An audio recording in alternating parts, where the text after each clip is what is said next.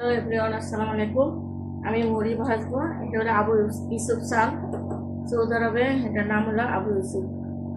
এটা এই প্যাকেটে চাল যেরকম মোটা মোটা একটু মোটা মোটা চাল লাল লাল, এই চালটাতে আমি মুড়ি ভাজবো। এখানে একটু পানি আর লবণ দিয়ে একসাথে মিশিয়ে মেখেছি। এই যে এখন আমি ভাজবো চালটা, এখানে একটু হালকা ভাজবো।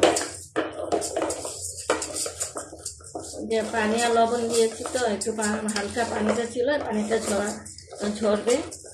বেশি পানি দিবে না, তাহলে চালটা গলে যাবে, দেরি হবে।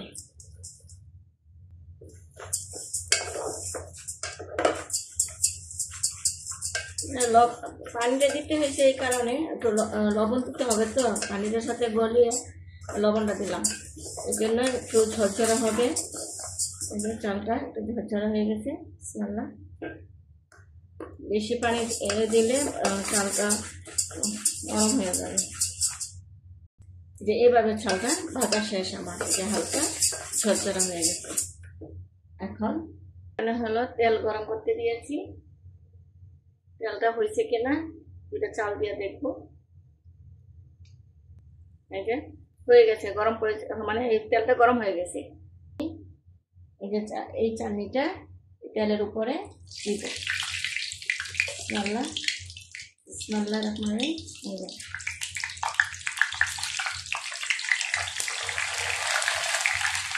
কি সুন্দর মুড়ি হয়ে গেছে আমার। অল্প দিয়া দেখালাম এখন।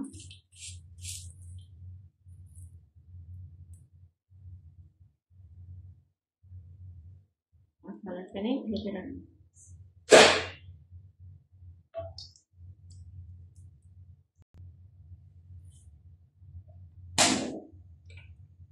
তেলটা ভালো করে গরম হতে হবে। একদিকে চাল দিয়ে দেখবেন তেলটা গরম হচ্ছে নাকি কত।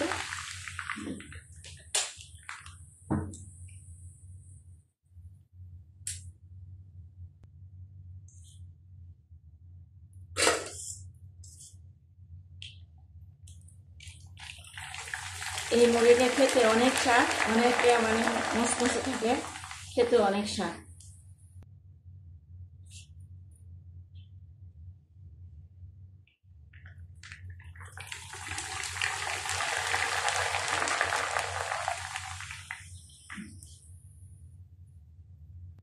ভালো করে তেলটা ঝরিয়ে নেবেন, এবার কাট করে ঝরে যাবে, তেল থাকবে না।